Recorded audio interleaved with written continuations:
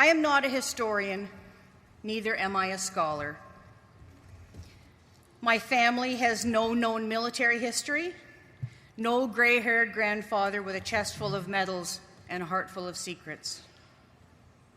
I am merely a Canadian, a patriot who cries when the national anthem is played at hockey games and when anyone recites in Flanders Fields. I applied to be part of the Pilgrimage of Remembrance because I wanted to understand, to see where the battles took place, to touch the names on the memorials, and to kneel in remembrance at a grave. Come with me on a journey through time and tears, and walk as I walked in the footsteps of heroes. Nothing prepares you for the first sight of this monument. It is the sum of a young nation's individual sacrifice and its collective pride. Its landscape still bears the scars of the wounds which bled openly almost 100 years ago. A battle like no other, it came about as a result of months of practice, perfecting a complicated system of trenches and underground subways. Our boys lived under here and worked under here, pushing toward their final objective, to take Vimy Ridge from the enemy and to hold it in the footsteps of heroes.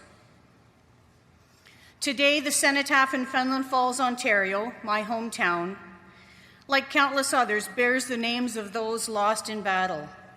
Among the names on our cenotaph are those also inscribed on the Vimy Memorial.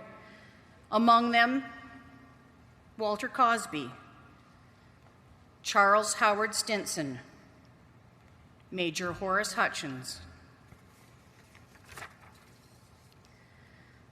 The entire perimeter of the massive monument is engraved with names, row upon row, line upon line. Of those Canadian servicemen who died in France, many of them in the fight to take Vimy Ridge, and whose remains were never found, never given a proper burial. While the victory at Vimy Ridge has been called the birth of our nation, let's go back almost a year to July 1st, 1916, and the Battle of the Somme, specifically the Battle of Beaumont-Hamel. Of the 780 men of the Royal Newfoundland Regiment who went into battle on that first day, only about 110 survived unscathed, of whom only 68 were able to answer roll call the following day.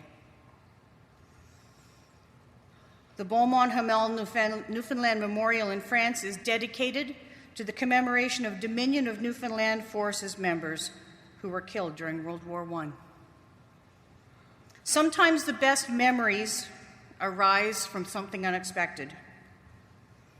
Following the remembrance service we held at the memorial, I saw Comrade Dave's wife Vera standing in front of that massive bronze plaque, pointing to a name and murmuring, "It is him."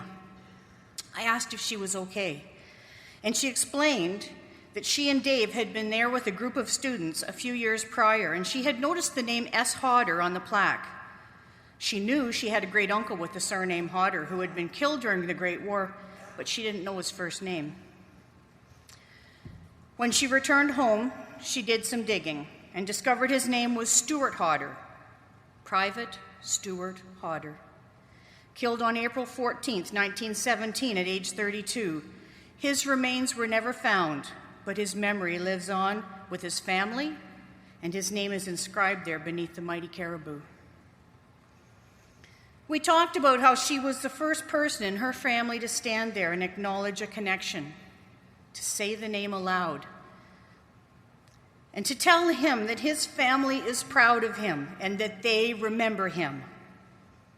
It was a very emotional moment for me to be able to share in her pride and in her sadness, but the story didn't end there. The next day, as we continued our journey through the surrounding countryside, we visited a village called Monchy-le-Preux, the site of another of the Newfoundland caribou. As our guide John Goheen explained, the Monchy battle was quite a story.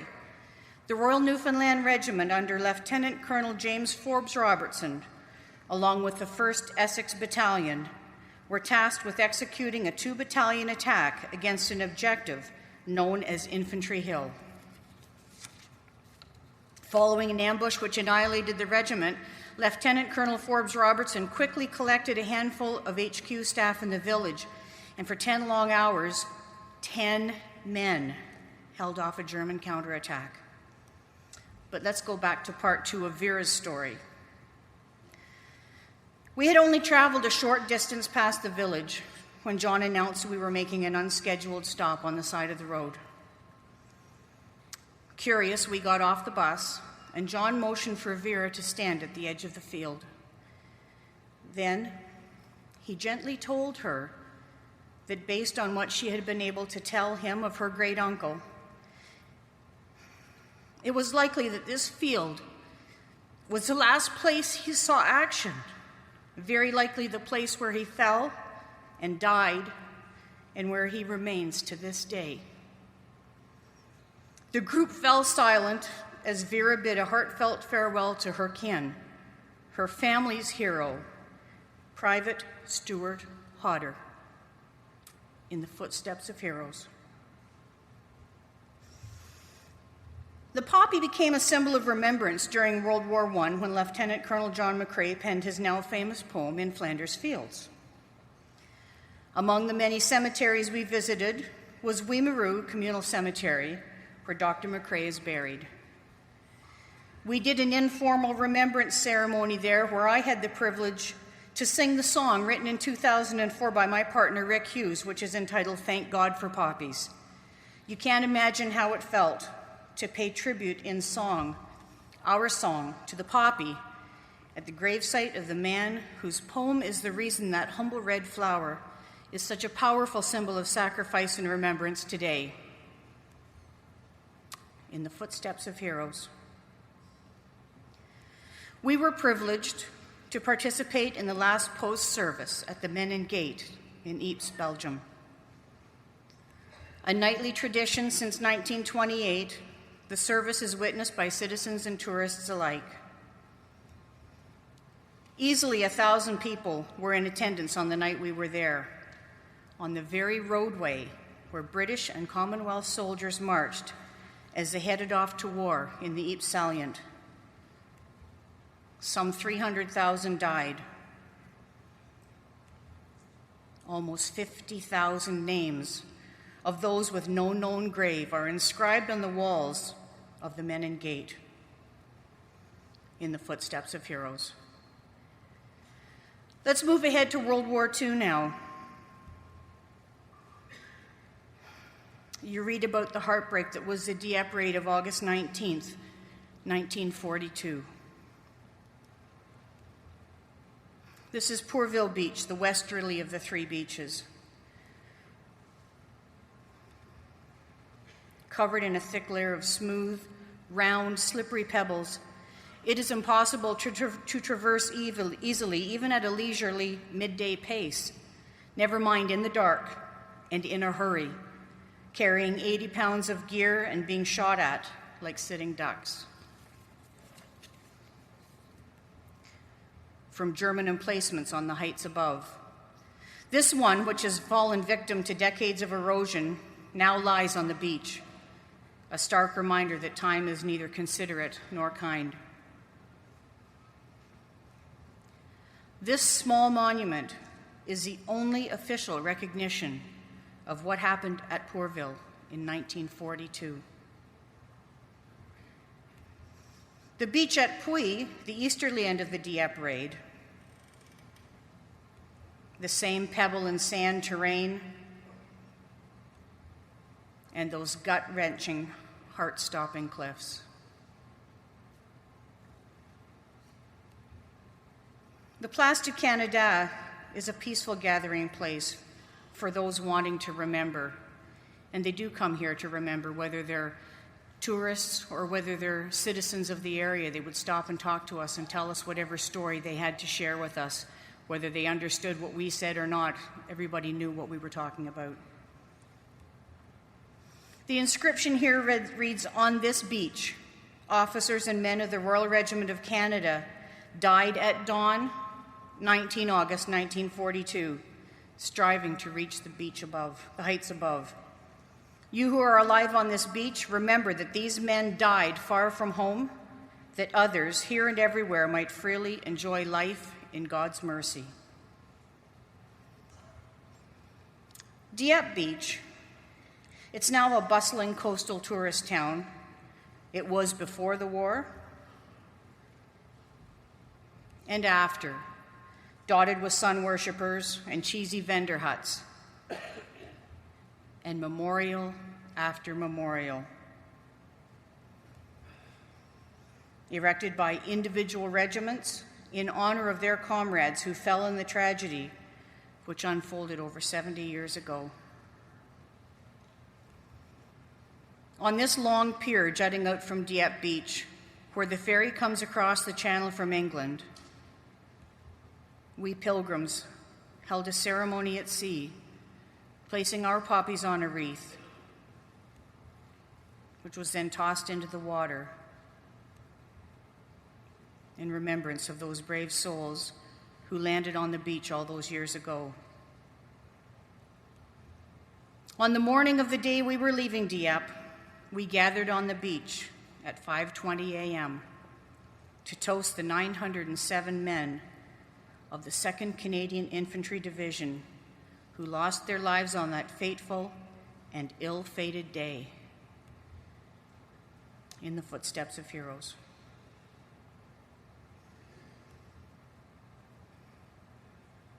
Of course, this is Juno Beach. It was in this spot, at this moment, where I received the inspiration and the name for this presentation. At the risk of sounding trite or melodramatic, I swear to you now that as I stood there in the warm July waters of the English Channel, I was keenly aware of the presence of those boys from 70 years ago. I felt their presence, their pain, their fear, and their blood in the footsteps of heroes. Carved into the face of this monument are the words, "Here on 6 June 1944, Europe was liberated by the heroism of the Allied forces." At Bernières-sur-Mer, in remembrance of the Queen's Own Rifles, 8th Brigade, Canadian 3rd Infantry Division. This bronze plaque is a brilliant commemoration of the involvement of the Queen's Own Rifles in 1944 to 45. And this type of monument is scattered all along the area that's known as Juno Beach. This area on the coast of Normandy is broken up now by real estate and beach huts, but we walked as much of it as we could. Walking, then meeting up with the bus, going a mile or so down the coast, then walking again. Along the length of the beach at Tyville, as the seagulls rode the wind and the sea spray washed over us, we embraced the spirits which surrounded us and those we brought with us. And we walked in the footsteps of heroes. In the days following the Normandy invasion and the Allied push inland, the Germans were on the run. They became as bandit automatons, killing prisoners rather than taking them captive. Rations were short, and they had no way to properly care for prisoners who would slow them down and tax their dwindling food resources. On June 8th, 26 Canadians were assembled in the field behind Le Château d'Audreau, now a 5-star countryside resort, which in June 1944 was being used as a Nazi headquarters. From a window in the kitchen at the back of the chateau, a kitchen worker observed the German captors members of the reconnaissance battalion of the SS Hitler Youth, marched the Canadians in groups of 2 or 3, or by the one, with their hands behind their heads, down the long path past the chateau and into the woods. It was later discovered upon revelations by the kitchen worker that they were shot and killed in the woods behind that chateau, their bodies hastily discarded, barely covered, abandoned. The first bodies were discovered here. These brazen and cowardly killings took place within spitting distance of the village of Audreau, which is visible from the pathway which led down to those woods. For these 26 Canadian soldiers, the war ended not on a battlefield, but rather in a quiet, lonely woods, very nearly forgotten, in the footsteps of heroes.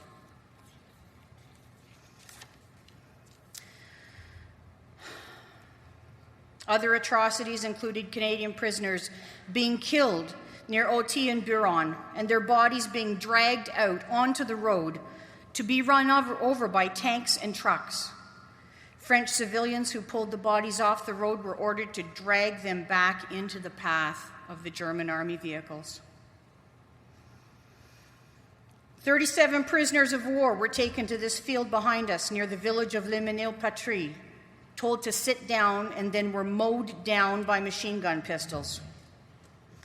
Knowing what was in store for them, their CO managed quietly to get word to the men at the back, and 2 of them were able to make a run for it, taking cover in a copse of maples about a quarter-mile back, thereby escaping the slaughter. Unfortunately, they were captured by another German unit and spent the rest of the war in a POW camp. In the footsteps of heroes.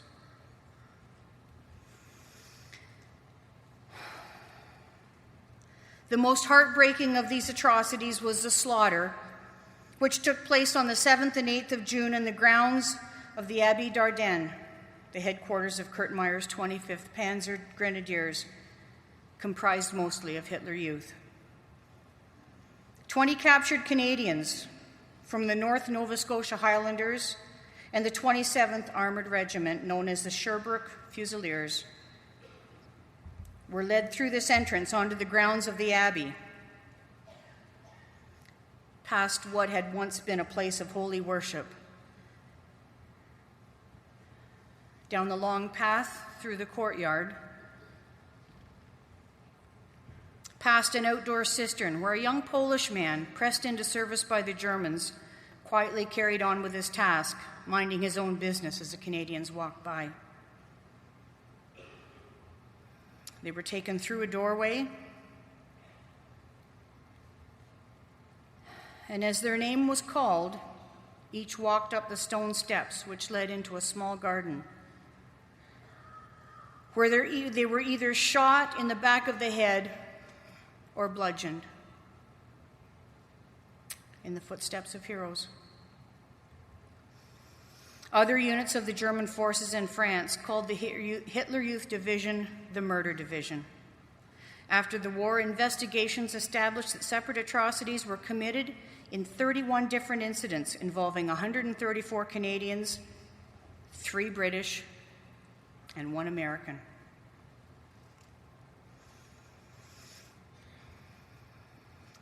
We visited 23 cemeteries,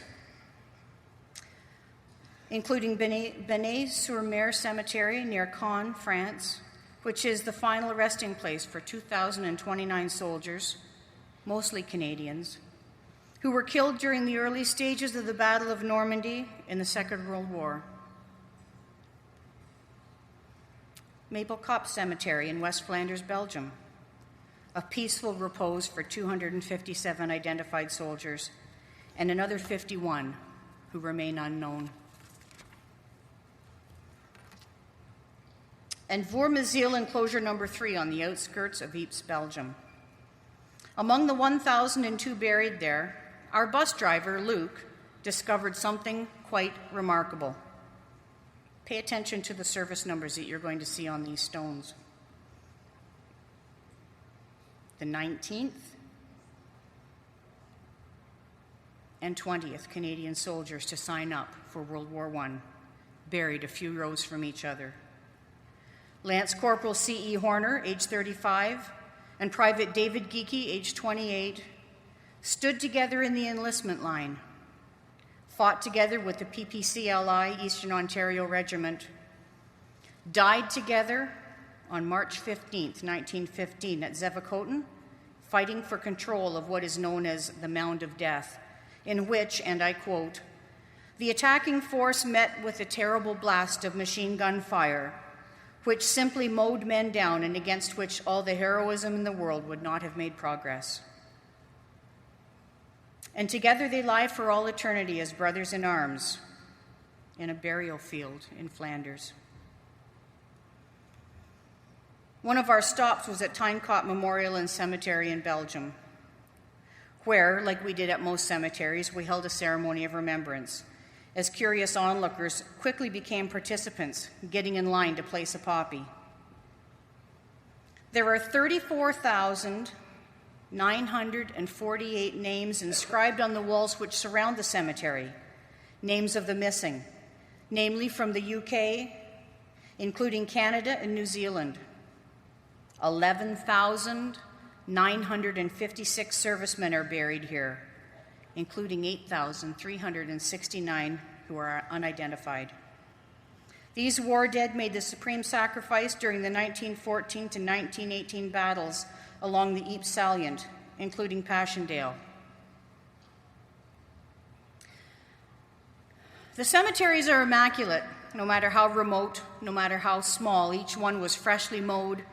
The flower beds among the gravestones were weed-free, and the sense of dedication and gratitude on the part of the workers was obvious. As we entered a cemetery, any workers present would step aside and allow us all the time we needed to do what we came to do. With 2014 marking the 100th anniversary of the beginning of the Great War, there was much effort being put forth to ensure that each and every cemetery and memorial site was picture perfect. At Tyne, workers were lying on the ground with tiny Dremel tools hooked up to large generators, meticulously re-etching any inscriptions which had become worn over time. I noticed one worker kneeling in front of a stone with a precision hand tool, working on a regimental insignia. I wanted to talk to him, but as I made my way down the row, he got up and moved away, presuming I was coming to pay my respects at a particular grave. As he backed away, I kept motioning to him. He stopped, and I approached. I put out my hand, and in my broken French, I thanked him for looking after our boys. Taking the hand I offered in his broken English, he thanked me, he thanked Canada for giving our boys to them to liberate their country. We hugged and wept and hugged, and then I turned away, having glimpsed a tiny morsel of understanding of what it must have been like to have one's country under siege, in the hands of an enemy, at the mercy of strangers who, for no good reason other than honor and duty, laid down their lives in a foreign land to liberate one country from the tyranny of another.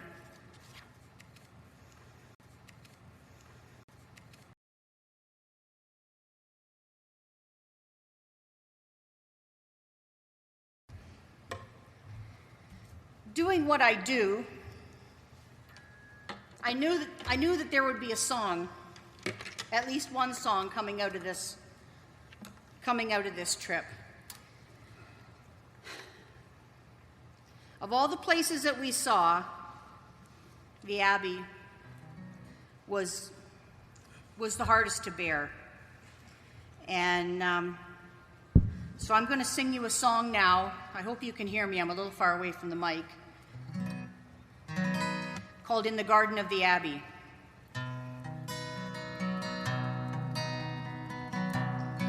In the garden of the Abbey, evil's taken hold.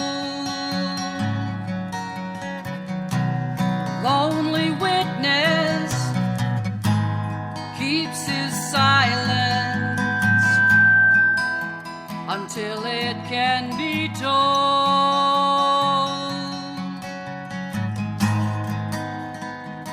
Cold-blooded murders,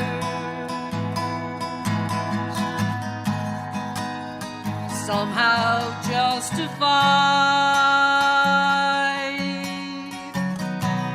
in the garden of the Abbey. 20 Canadians died. Through the courtyard of the Abbey, the prisoners pushed along by the ones who bury secrets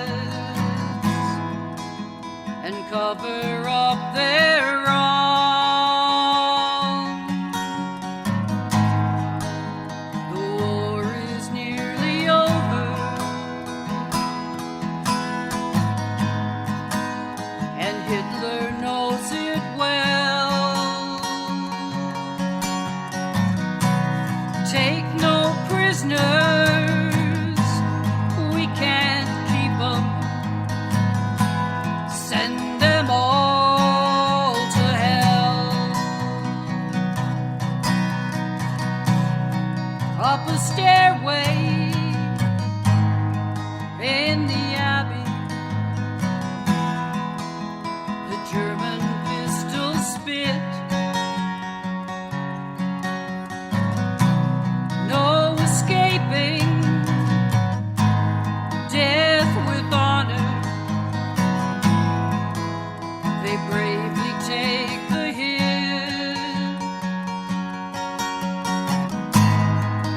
They'd stormed the beach at Juno and fought inland to OT for their king and for their country. True north, strong and free. In the garden of the Abbey, the pilgrims come to pray. A tiny altar to the fallen, the blood-red poppies lay. A lesson to remember, another story to tell. Tell the people, tell the children, remember them well. In the garden of the Abbey,